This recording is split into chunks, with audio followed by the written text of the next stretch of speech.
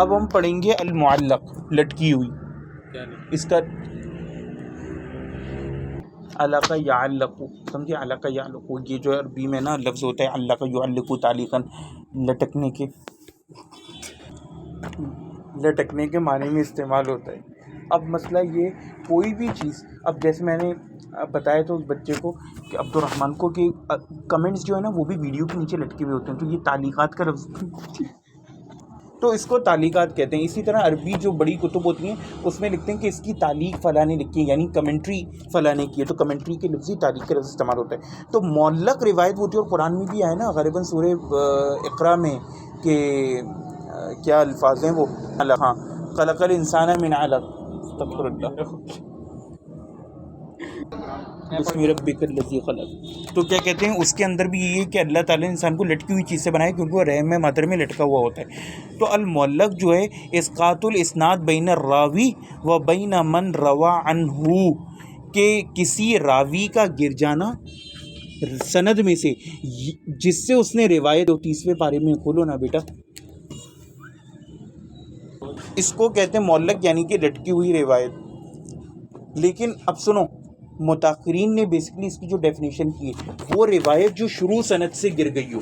ادھر دیکھو، یہ کتاب کھولو، یہاں پہ لکھو، دیکھو امام بخاری جو ہیں وہ روایت کرتے ہیں حدثنا فلاں فلاں فلاں کر کے، پھر تابعی اور رسول اللہ تک پہنچاتے ہیں. اگر امام بخاری شروع سے ہی سند گرا دیں اور ڈائریکٹ بول دیں کہ فلاں تابعی نے یہ فرمائے یا فلاں صحابی نے فرمایا رسول اللہ سے، یہ روایت ہوگی معلق. اور اسی کو کہتے ہیں تعلیقات بخاری. سمجھے، تعلیقات بخاری یہی ہوتی ہیں جو کہ ویک ہوتی ہیں. تو بخاری پوری طرح صحیح نہیں ہے، جو کہ باب کے نیچے آتی ہیں. جی بولیے.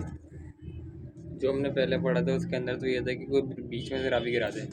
ہاں، مرسل. متاخرین نے یہ مسئلہ حل کیا کہ وہ جو ہے اگر تابعی صحابی کو اسپیسیفکلی گرائے. نہیں، وہ تو سب کے لیے نا. دیکھو اب میں یہی بات تو بتا رہا ہوں، متقدمین کیا یہ ٹرمز رفلی یوز ہوتی تھی. نہیں، میں کہہ رہا ہوں اس میں اور متعلق جو ہم نے پڑھی ہے ابھی، اس کے اندر فرق یہ کہ پہلی سند کے آخر سے اگر گرے صحابی تو مرسل. پہلے سے آخر تک گرا دے پوری حدیث ہی، پہلے سے آخر نہیں، پوری سند نقل کرے، بیچ میں تابعی بس صحابی کو گرا دے اور پھر. یعنی امام بخاری یہ پوری سند، دیکھو ایسے ایگزامپل بھی بیٹا پڑھی تھی، آپ لوگ پڑھتے نہیں ہو نا، گھر پہ جا کے دیکھو.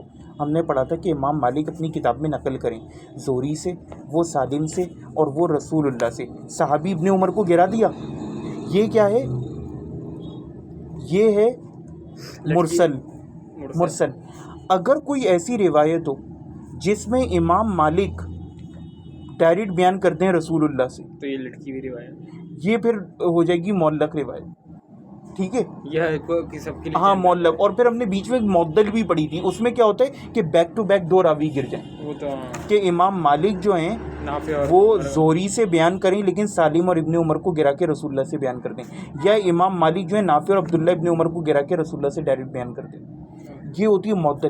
کچھ اس میں ویگلی بھی یوزڈ ہوتی ہیں ٹرمینالوجیز. یہ آپ کو سمجھنا پڑے گا کہ متاخرین نے چیزوں کو زیادہ اچھی طرح اسپیسیفائی کر دیے، لیکن جب ہم علم کو ان کے مطابق سمجھیں گے، یعنی متقدمین کے اور ان کے مطابق احادیث پر احکامات ڈالیں گے، تو ہمیں انہی کی ڈیفینیشنز کو لے کے چلنا پڑے گا. کہ وہ معلق مرسل ان سب کو تقریباً ایک معنی میں لیتے تھے، لیکن ایک بڑا فرق یہ کہ سند کے شروع سے اگر راوی گرے تو اس کو کیا کہیں گے؟ معلق.